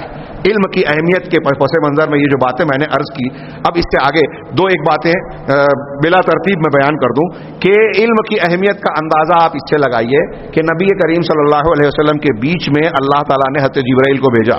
حدیث جبرائیل پڑھیے بخاری مسلم کی، ایک انسان کی شکل میں آئے اور وہ سنے ہوں گے آپ اور سناتے ہوں گے، اس لیے اس پوری حدیث نہیں کہ اسلام کیا ہے، ایمان کیا ہے. حضرت عمر بن خطاب کی روایت ہے، وقت نہیں ہے اس لیے میں روایت میں نہیں جا رہا ہوں. سب سوالات کیے، سوالات کے بعد جو جوابات دیے اور پھر اس کے بعد چلے گئے. اللہ کے رسول ہم نے کئی دنوں کے بعد حضرت عمر سے ملاقات کی تو پوچھا جانتے ہو یہ کون تھے؟ کہا اللہ اور رسول بہتر جانتے ہیں. کہا یہ جبرائیل تھے، انہ جبرائیل اتاکم لیعلمکم دینکم، یہ جبرائیل تھے جو اس لیے آئے تھے کہ تم کو تمہارا دین سکھائیں. سنا آپ نے اللہ تعالیٰ کا انتظام اور سیکھنے سکھانے کا اہتمام. آج ہمارے یہاں علماء آتے ہیں، ہم کو فرصت نہیں ملتی ہے کہ ان سے جا کے استفادہ کریں. سلف میں اگر پتہ چلتا تھا کہ ایک عالم ہمارے شہر سے اتنی دور پہ ہے، حضرت جابر رضی اللہ تعالیٰ نے ایک صحابی ہے، ان کو پتہ چلا فلاں صحابی کے پاس ایک ایسی حدیث ہے جو میں نہیں جانتا، 1 مہینے کا سفر کر کے 1 مہینے کا سفر کر کے گئے کہ میں وہ حدیث سننے جا رہا ہوں. میں کچھ واقعات سنانا چاہتا تھا. امام ابو زرع رازی نے اپنا واقعہ 2 ساتھیوں کے ساتھ بیان کیا. کشتی میں گئے، کچی حادثے کا شکار ہو گئے، راستہ بھٹک گئے، ساحل پہ گئے، ہاں جزیرے پہ، کھانا ختم، پینا پانی ختم. کچھ دور گئے، بہت تیسرا دن تھا، کھانے پینے کو کچھ نہیں. اس دن تیسرے دن جب کچھ دور چلے ایک بے ہوش ہو کے گر گئے، پھر کچھ دور چلے دوسرا بے ہوش ہو گیا، پھر کچھ دور گئے تیسرا ہوئے، یہ خود تیسرے تھے. اس کے بعد کوئی ایک قافلہ آیا، انہوں نے ان کو دیکھ کر ان کو آگے پانی وانی مار کے اٹھایا، ہاں ان کو انہوں نے پانی پلایا. کہا ہمارا ایک ساتھی اور بھی ہے پیچھے، ادھر اور بھی ہے، ان کو جا کے پانی مار کے جگایا. پھر ان کو پورا لمبا قصہ بیان کیا، جیسا لگتا ہے کہ کوئی بنائے ہوئے افسانہ ہے، لیکن یہ حقیقی واقعہ ہے کہ حدیث کو سیکھنے کے لیے نکلے تھے، بھٹک گئے، جزیرے میں رہے اور کئی سال کے بعد گھر پہنچے. 2 مرتبہ ان کو ایک سفر میں 2 مرتبہ ایسا حال آیا کہ بھوک سے مر جائیں گے. اتنی مشقتیں اٹھا کر انہوں نے علم حاصل کیا، قرآن حدیث سیکھا، لکھا، ہم تک پہنچایا. اور ہمارے پاس اس کو سننے سمجھنے سیکھنے کے لیے ٹائم نہیں ہے. سیکھ لیا، سن لیا تو ایک کان سے سنا دوسرے سے اڑا دیا. اس کی بجائے ہم دوسرے کو اہم سمجھتے ہیں. قرآن حدیث ہمارے سامنے اہمیت کی حامل نہیں ہے. وہ علوم اہمیت کی حامل ہے جس سے ہم کو دنیا کے چند ٹکے حاصل ہو، کچھ دنوں کے فائدے حاصل ہو. یہ ہماری جہالت ہے. صحابہ کرام اور سلف کے آپ علم کے شوق کو دیکھیں گے تو حیرت زدہ رہ جائیں گے. ہاں امام احمد کے پاس ایک شخص آتے ہیں دور سے، کیا نام ہے ان کا، میں نام بھول رہا ہوں. تو انہوں نے آ کر امام احمد کو جو ہے نظر بند کر دیا گیا تھا. کسی سے مل نہیں سکتے، آپ کہیں جا نہیں سکتے، درس دے نہیں سکتے، حدیث پڑھا نہیں سکتے. خلق قرآن کے فتنے میں سپاہی بادشاہ کے باہر کھڑے تھے. تو اب یہ دور سے آئے، مشہور آدمی ہے، نام یاد آ جائے گا. تو انہوں نے جا کے امام احمد کے دروازے کو دستک دی. انہوں نے کھولا، کہا کہ آبادہ کہا میں اتنی دور سے آیا ہوں فلاں فلاں شہر سے آپ سے حدیث سیکھنے، علم سیکھنے. کہا ٹھیک ہے، اچھی بات ہے، لیکن تم تو دیکھ رہے ہو میرا حال کیا ہے، میں نظر بند ہوں، پڑھا نہیں سکتا. کہا ٹھیک ہے، اب ایسے آپ کے پاس ابھی مل گیا نا، سپاہی مجھے دیکھ رہے ہیں، میں روز بھکاری بن کے آپ کے پاس آؤں گا، صدا لگاؤں گا، آپ سے بھیک مانگوں گا، مدد مانگوں گا. آپ دروازہ کھول کے بھیک دینے کے بہانے مجھے 1 حدیث 2 حدیث سنا دیجئے، سمجھا دیجئے، میں چلا جاؤں گا. کہا یہ ٹھیک ہے. ایسا کر کے انہوں نے بہت ساری حدیثیں امام احمد بن حنبل سے سیکھی. ہمارے اندر آج یہ جستجو طلب ہے. ہم سوچتے ہیں ہمارے بچے اور ہم لوگ قرآن حدیث اس طرح سیکھیں. جب ہم نہیں سیکھتے تو ہمارے بچوں کو کیا سکھائیں گے؟ اس کی اہمیت کو ہم نے سمجھا ہی نہیں ہے. اس کی اہمیت کا اندازہ آپ اس سے لگائیے کہ اللہ کے نبی جناب موسیٰ علیہ السلام کا واقعہ بخاری مسلم کی حدیثوں میں، خود سورہ کہف میں قرآن میں موجود ہے. امام روایت میں یہ ہے کہ حضرت موسیٰ نے ایک جگہ کہہ دیا ایک دفعہ کہ لوگوں نے پوچھا کہ سب سے زیادہ علم والا کون ہے. حضرت موسیٰ نے اپنے آپ کو کہہ دیا.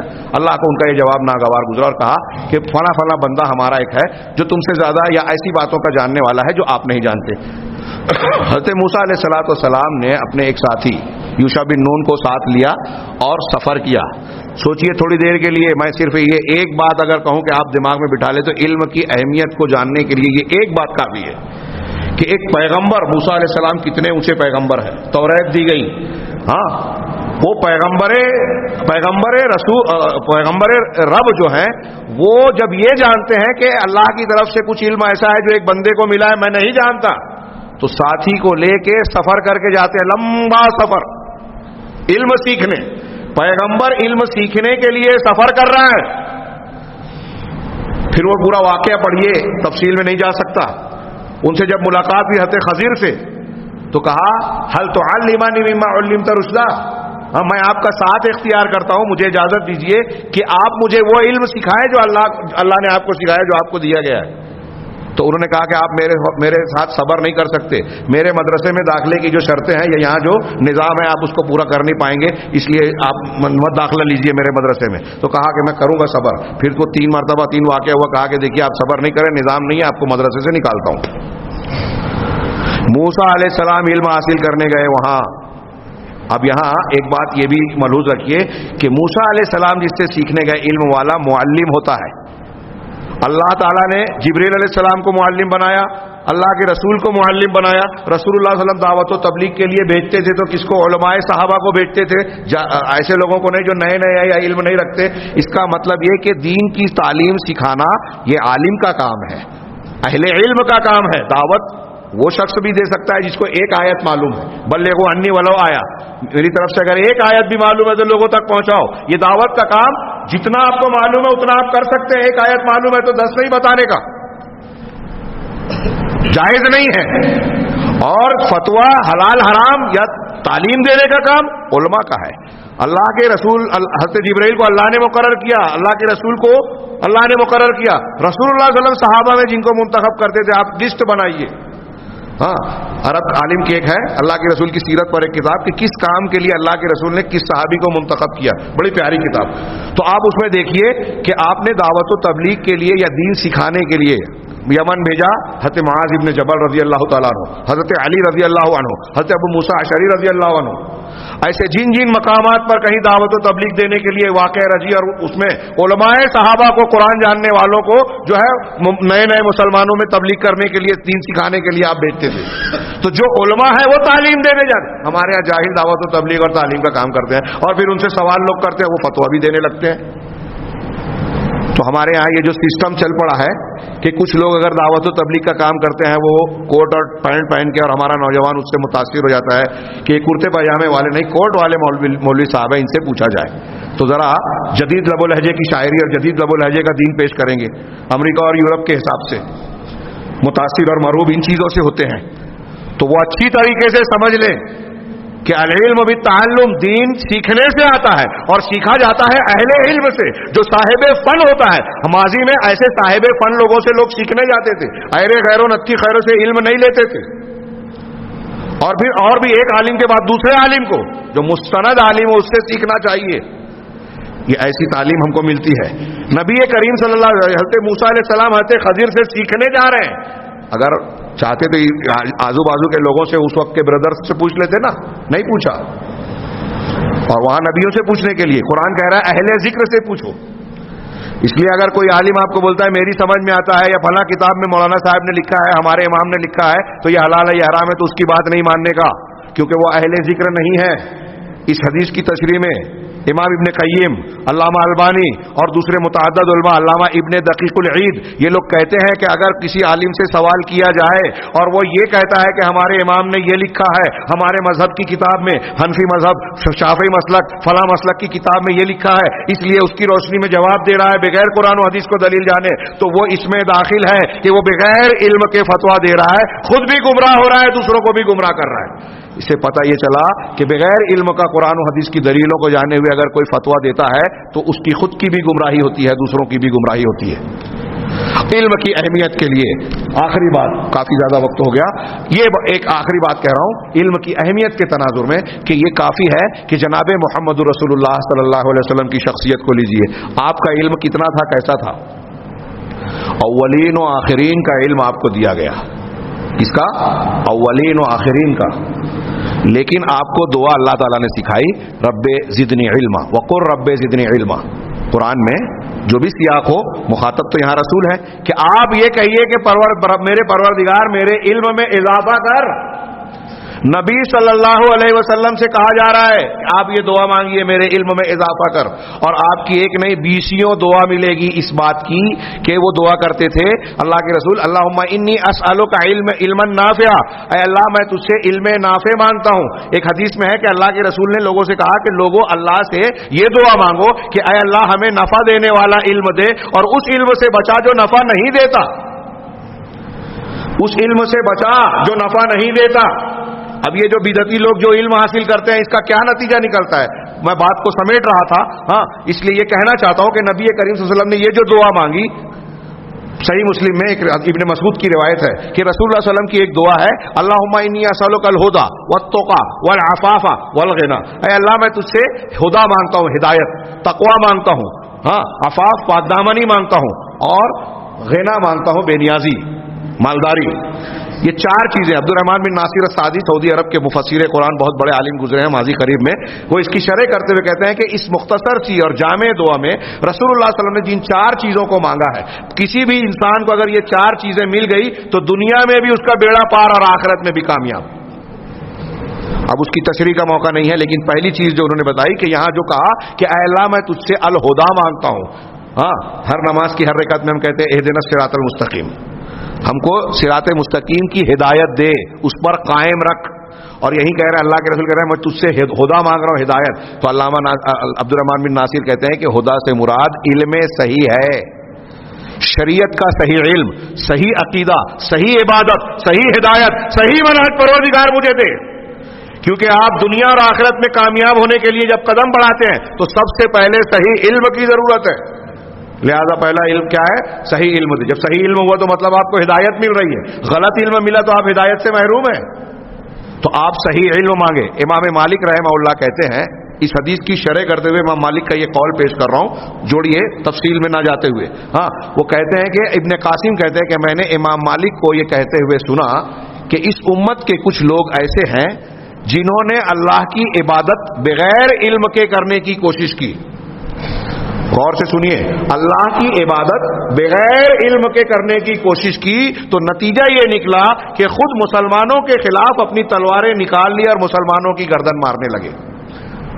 اگر وہ لوگ، امام مالک کہتے ہیں، اگر وہ لوگ علم حاصل کرتے، صحیح علم حاصل کرتے تو یہ صحیح علم ان کو اس عمل سے دوسرے مسلمانوں کی پر تلوار لے کر ٹوٹنے، ان کا قتل کرنے، ان کو کافر سمجھنے، یہ جملہ میں بڑھا رہا ہوں کہ ان کو کافر قرار دینے سے ان کو بچا لیتی. آج سید قطب، مولانا مودودی صاحب اور ان جیسے لوگوں کی کل کے درس میں کچھ باتیں ہوئی کہ وہ لوگ فتویٰ دیتے ہیں کہ آج جو مسلمان معاشرے پائے جاتے ہیں حقیقت میں یہ جاہلی معاشرہ ہے، یہ کافر ہے، یہ اللہ کے حکم کے مطابق فیصلہ نہیں کرتے، اس لیے دین سے باہر ہیں، ان کو قتل کیا جا سکتا ہے. ان کی ان کتابوں کو، ان تحریروں کو پڑھ کے بہت سارے نوجوان جوش اور تحور کا شکار ہو گئے اور امام مالک کے قول کے مطابق اپنے ہی مسلمان بھائیوں کا گلا کاٹنے کے لیے گھر سے نکل پڑے. اور عالمی میڈیا لوگوں کو، مسلمانوں کو بدنام کر رہا ہے کہ دیکھو مسلمان ایسے ہوتے ہیں، مسجد میں قتل کرتے ہیں، دھماکے کرتے، یہ کرتے، یہ دہشت گردی اور انتہا پسندی کی تعلیم ان کا دین ان کو دیتا ہے. یہ بدنام کر رہے ہیں غلط علم کی وجہ سے. اسلام، ہم چیخ چلا کر کہہ رہے ہیں کہ اسلام امن و شانتی کا مذہب ہے، بھائی چارہ سکھاتا ہے، دنیا میں امن و انصاف قائم کرنا ہے تو صرف اسلام ہی اس کے لیے سب سے بہتر دین، مذہب اور تعلیم ہے. لیکن لوگ ہنسی اور مذاق اڑائیں گے کیونکہ انہوں نے تو یہ بیان کر رکھا ہے کہ اسلام میں دہشت گردی، انتہا پسندی کی تعلیم ہے. ان کی بات کو تائید دینے کے لیے یہ غلط مسلمان جو جاہل ہیں، جن کے پاس صحیح علم نہیں ہے، وہ غلط تصویر پیش کرتے ہیں اور ایسی اپنے عمل کے ذریعے سے یہ کردار کا مظاہرہ کرتے ہیں کہ ان کو مسلمانوں کے خلاف پروپیگنڈا کرنے کا بہانہ اور دلیل مل جاتی ہے. یہ علم کی اہمیت کے لیے آخری بات کہ امام شافعی اور امام احمد بن حنبل اور دوسرے بہت سارے ائمہ اور علماء سے یہ بات ثابت ہے کہ جو فرائض ہم پر اللہ نے عائد کیے ہیں، ان فرائض کے بعد سب سے اہم فریضہ جو مسلمانوں پر لازم ہوتا ہے، ہر انسان مرد اور عورت پر، وہ ہے دین کا علم سیکھنا. علم دین کو سیکھنا سب سے اہم فریضہ ہے. اور جب ہم یہ علم سیکھیں تو اگر سے بیچ میں تھوڑی سی بات آئی، میرے عنوان کا دوسرا حصہ ہے کہ عمل کی ضرورت. اس پر صرف ایک دو بات مختصر سی کہوں کہ بعض سلف کا یہ کہنا ہے کہ جب علم آپ کے پاس آئے گا تو علم عمل کو آواز دیتا ہے، علم عمل کو آواز دیتا ہے. اگر اس آواز کا جواب اسے ملتا ہے، مطلب بندہ علم کے مطابق عمل اگر کرتا ہے تو وہ علم آدمی کے پاس رہتا ہے، ورنہ علم رخصت ہو جاتا ہے. یہ بات سلف کا، شاید امام بخاری یا کسی امام کا قول ہے. ہاں اسی طریقے سے قرآن کی وہ آیت، یہودیوں کو اللہ تعالیٰ نے یہودیوں کے بارے میں سورہ جمعہ میں کہا کہ مثل الذین حملوا التوراۃ ثم لم یحملوها، وہ لوگ جن پر توریت کا بوجھ ڈالا گیا. محمد جونہ گاڑی صاحب نے مرادی ترجمہ بڑا اچھا کیا ہے کہ جن کو توریت پر عمل کرنے کا حکم دیا گیا. توریت دی گئی اس لیے کہ عمل کریں، جیسے ہم کو قرآن دیا گیا کہ ہم عمل کریں. تو ان کی مثال جن کو توریت دی گئی کہ وہ اس پر عمل کریں، ثم لم يحملوها، لیکن پھر انہوں نے اس کو اٹھایا نہیں، یعنی اس پر عمل نہیں کیا۔ آج ہمارے پاس انفارمیشن بہت ہے، آج تو سوشل میڈیا پر بھرمار ہے اقوال ذرّی کی، قرآن حدیث کی باتوں کی، اتنی عقل اتنا علم کے پڑھنے کا ٹائم نہیں ہے، لیکن یہ ساری باتیں جب ہم سماج اور معاشرے میں ڈھونڈے تو اس میں سے ایک بھی بات نظر نہیں آتی۔ یہ بات چگلی، جھوٹ، شرک، بدعت، خرافات، والدین کی نافرمانی، چوری، سود خوری، کون سا گناہ ہے جو نہیں ہے؟ سب خالی واٹس ایپ پہ کتاب میں ہے۔ اس کا مطلب علم ہے، علم یقینی نہیں ہے۔ انما یخشی اللہ من عبادہ العلماء، قرآن کے اعتبار سے جو عالم ہے کہ اللہ سے ڈرنے والے بندے، جس کا جتنا علم ہوگا اتنا اللہ سے ڈرے گا، تو اس معیار پر عالم نہیں ہے، اس لیے قیامت کی یہ نشانی ہمیں دکھ رہی ہے کہ علم اٹھتا جا رہا ہے۔ تو آیت پڑھ رہا تھا کہ جن لوگوں کو توریت پر عمل کرنے کے لیے دیا گیا اور انہوں نے اس پر عمل نہیں کیا تو ان کی مثال کیسی ہے؟ کمثل الحمار یحمل اسفارا، اس گدھے کی طرح ہے جو کتابوں کو لادے ہوئے ہے پیٹھ پر۔ ایک گدھا عقل والا تو ہے ہی نہیں، اس کی پیٹھ پر کتابیں لدی ہوئی ہے، پہلے سے بے شعور اور احمق، اور پھر اس کو یہ بھی پتا نہیں کہ میرے پیٹھ پر کیا لدی ہے، اور جان بھی جائے تو اس پر عمل نہیں کر سکتا، سمجھ نہیں سکتا۔ تو ایسے ہی یہ یہودی ہیں کہ توریت اٹھا لیا لیکن گدھے کی طرح پیٹھ پر لادا ہے، اس سے فائدہ نہیں اٹھا رہے ہیں۔ کسی شاعر نے مسلمانوں کے بارے میں کہا تھا کالعیر فی البیضاء، ہاں یہ کیا ہے، یہلک الظما، کہ اس اونٹ کے قافلے کی طرح جو صحرا میں، جنگل میں صحرا میں جو ہے پیاس سے جو ہے ہلاک ہو رہا ہے، ہاں والماء فوق ظہورها محمول، جبکہ اس کی پیٹھ پر پانی لدا ہوا ہے۔ ایسے ہی مثال مسلمانوں کی ہے، ہمارے جتنے بھی مسائل ہیں اس کا حل قرآن و حدیث کی شکل میں ہے، ہم نے یہاں طاقوں میں سجا رکھا ہے، یعنی اپنی پیٹھ پر لاد رکھا ہے، پڑھتے سنتے بھی ہیں لیکن نیچے عمل نہیں اتارتے۔ جب وہ چیز ہم پڑھ رہے ہیں حلق سے نیچے نہیں اتر رہا ہے تو یہ چیز ہم کو فائدہ دینے والی نہیں ہے۔ تو اس کی بدترین مثال جو اہل توریت کی بیان کی گئی سورہ جمعہ میں، اور پھر اللہ کے رسول نے معراج کی شب میں جہنم والوں کے جو مناظر دیکھے اس میں اس عالم کا بھی منظر بتایا کہ وہ عالم تھا، لوگوں کو اچھائی کا حکم دیتا تھا لیکن خود اس پر عمل نہیں کرتا تھا، لوگوں کو برائی کا حکم دیتا تھا اور اس کی مخالفت کرتا تھا، تو اس کو جہنم میں بھی ایسا عذاب ہوگا کہ دوسرے جہنمیوں کو اس سے مزید تکلیف ہوگی۔ کتنا شدید اور سنگین، جب الحزن ایسا کچھ نام ہے اس کا، اس طبقے کا جس میں اس کو ایسے آدمی کو ڈالا جائے گا۔ یہ چیزیں اس بات کا تقاضا کرتی ہیں کہ علم صرف جانکاری کا نام نہیں ہے۔ آپ کو ہم کو انفارمیشن مل گئی، بڑی ڈگری مل گئی تو کمال نہیں ہے، کمال یہ ہے کہ آپ علم کو حاصل کرنے کے بعد اس پر عمل کریں، تبھی آپ کی فضیلت ہوگی۔ اور سارے علوم کے جو فوائد ثمرات بیان کیے جاتے ہیں، آج بڑے بڑے اسکول کالج لوگ لگا کر صرف ڈگری کی دکان چلا رہے ہیں، علم کو بھی کاروبار بنا دیا، وہاں انسانوں کو نہیں ڈھالا جا رہا ہے، علم ہے تربیت نہیں ہے، لہذا علم بے معنی ہے۔ علم کا معنی حاصل ہوتا ہے اس پر عمل کرنے سے، لہذا اس دنیا میں سب سے عظیم نعمت صحیح علم اور ہدایت ہے، اور اس کی تکمیل یہ ہوتی ہے کہ اس ہدایت پر ہم عمل کریں۔ اللہ تعالیٰ سے دعا ہے کہ پروردگار ہمیں صحیح علم اور اس پر عمل کرنے کی توفیق عطا فرمائے، اور جہالت سے بچائے، اور غلط علم کی بنیاد پر جو بدعات، خرافات اور غلط مذاہب اور افکار جو آج دنیا میں پھیلے ہوئے ہیں، اسلام کو ماننے والے بہت سارے مسلمان جو غلط فکر میں پڑ گئے ہیں، پروردگار ان کو بھی بچائے، ہم کو بھی ان فتنوں سے محفوظ رکھے۔ وآخر دعوانا ان الحمد للہ رب العالمین، وصلی اللہ علی نبینا محمد۔